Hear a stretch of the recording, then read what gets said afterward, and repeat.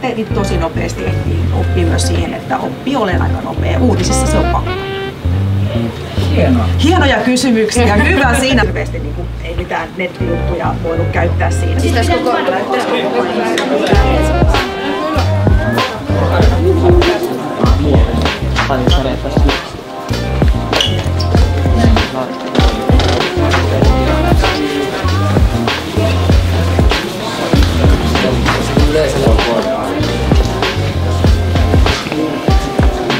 Tällä minkä ihan sen nippuun, niin Ylvakin mahtuu, jonka pitää. Kasvot noin. Hyvä.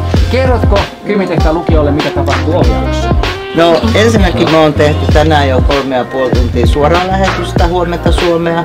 Sitten me tehdään usein näitä pisteohjelmia siihen päälle. Murharyhmää, rikospaikkaa, uutisekstraa.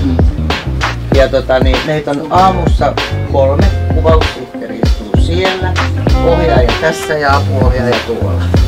Et 3 murharyhmässä. Ja tullaan töihin.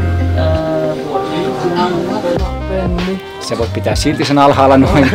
Nelli. Hyvä. Penni ja Nelli kysyy nyt sinulta jotain, ihan mitä tahansa. Joo, ihan mitä vaan. No, mikä on vaikein sun työssä? Ei oikein mikään, kun mä oon ollut täällä kohta 40 vuotta. No ehkä tää oli vaikein, tää muutto on ollut, koska se oli niin valtava projekti, kun muutettiin Pasilasta. Me ollaan oltu täällä nyt reilu vuoden. Niin kaiken uuden, niin kuin, että kaikki lähti toimimaan ja uuden opettelu. Niin kuin, vaikka kyllä tämä järjestelmä aika pitkälle oli samanlainen. Muistatko minkälaista oli silloin aloittaa täällä työt? Muista, ai siis 40 vuotta sitten. Muistetaan me Peten kanssa. Jotain muuta. Niin, kaikki tehtiin. Tässä istui ihminen, joka käsin miksas. Nykyään kaikki ohjelmoidaan tonne, että tässä ei tarvi olla. Sitten oli kameramiehet aina jokaisen kameran takana, nyt ne ohjataan täältä. Et automaatio on se suurin niin kuin, muutos. Ja koska sun ohjelma alkaa nyt sitten? No heti kun tuo Tiia tuolta tulee, hän on saanut printattua paperit. Tämä murharyhmä on semmonen, missä on 3 vanhaa eläkkeellä olevaa rikostutkijaa, poliisia ja sitten käydään läpi aina tämmöisiä kiinnostavia aiheita.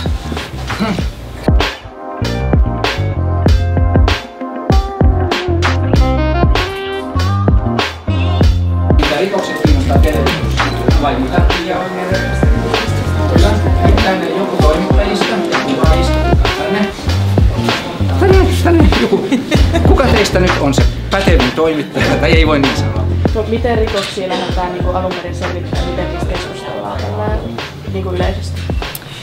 No silloin aina kun tapahtuu joku rikos, niin mehän lähdetään vähän niin kuin samaan tyylisesti kuin poliisin liikkeelle, että yritetään selvittää. Kun alussa poliisi kommentoi aina aika niukasti, niin sen jälkeen me toki soitetaan aina poliisille, mutta sen lisäksi me yritetään ruveta heti siitä niin kuin ympäristöstä kyselee myöskin muita tietoja. Että tavallaan me tehdään niin kuin vähän niin kuin rinnakkain poliisin kanssa sitä samaa työtä, että jos vaikka paljastuu joku henkirikos, niin sitten me lähdetään selvittämään, että mistä tässä jutussa voi olla kyse ja ruvetaan kaivelemaan sitten vaikkapa sen epäilyn taustaa. Ja onko uutistoimitus nopeampi kuin poliisi? No joskus on itse asiassa käynyt näinkin, että uutistoimitus on jopa nopeampi, että poliisi tietenkään ei kerro kaikkia tietoja meille, mutta välillä kun on poliisille soiteltu, niin ne voi saattaa jopa sanoa, että teillä on itse asiassa paremmat tiedot kuin meillä, että joskus me saadaan semmoisia vinkkejä tai muita, että meillä voi olla jopa etukäteistietoa ennen kuin poliisilla.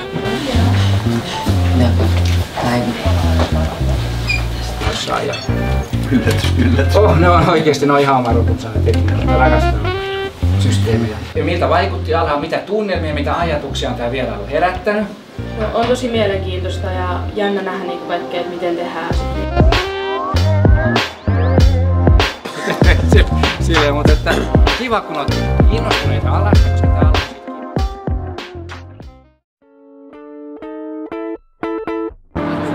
Ennen kuin katsoo sille eteen, aha!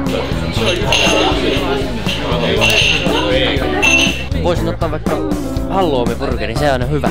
Onnea kamerat kaikilla.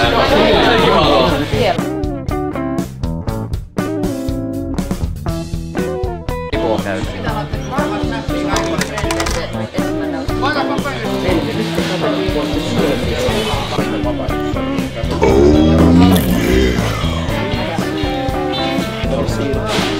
Joo.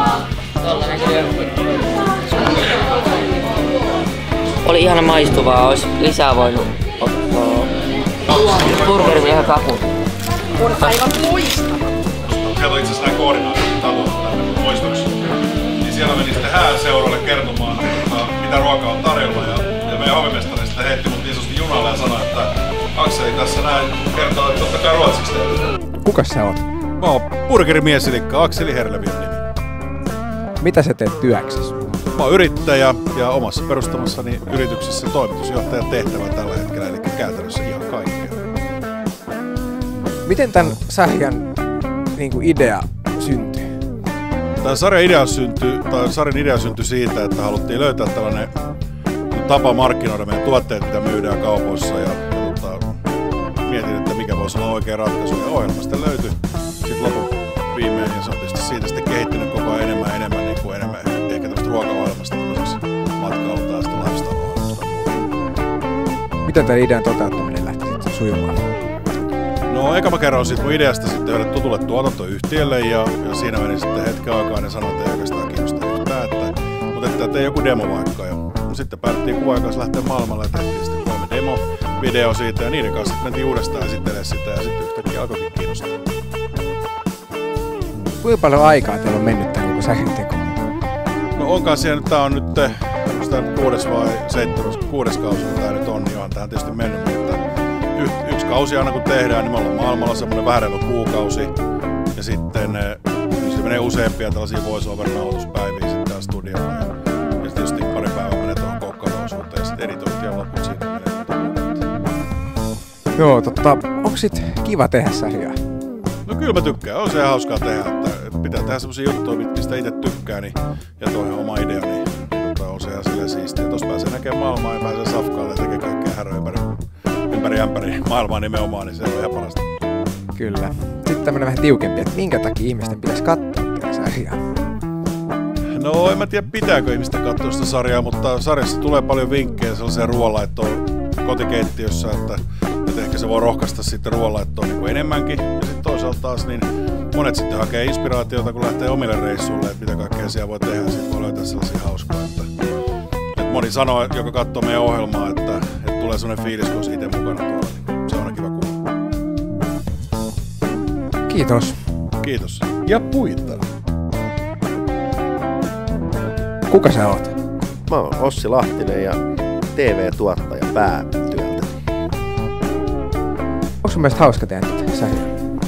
Onhan se aika kiva, että pääsee hyvän kaverin kanssa reissaan ympäri maailmaa ja päästään itselle, kun ruoka on tärkeä juttu ja kiinnostunut siitä, niin pääsee ympäri maailmaa makeisiin paikkoihin syömään erilaisia hommia ja sitten vielä samalla tuottaa tätä ohjelmaa ja näyttää porukalle. Onhan se nätti, vähän niin kuin teilläkin. Pääsette täällä pyöriin ympäri toimistoa ja haastattelee tämmöisiä kylänmiehiä, niin mikäs siinä? Niin, mikäs tässä kyllä. Kauan te olette tehnyt tätä sarjaa?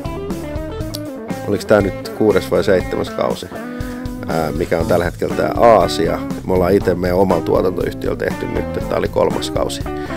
Et sitä ennen tää oli Solarin tuotanto ja nyt me ollaan tehty sitä omalla sen jälkeen. Mikä on ollut niinku kivoin maa tai alue tehdä? No kyllä tuo Japani nyt ehkä tuolta vikalta, niin se Aasia-reissu niin ruuan takia. Siellä on ehkä paras safka ollut, mitä on ollut missään, mutta ei ne. Oli jenkitkin kiva, mä jättiin asuntoautolla koko Jenkkilän läpi 9000 kilsaa, oli sekin kiva näky ja tapahtui kaikenlaista. Ja on niissä kaikissa kausissa ollut jotain kivaa, mutta ehkä Japani, jos pitää yksi valita.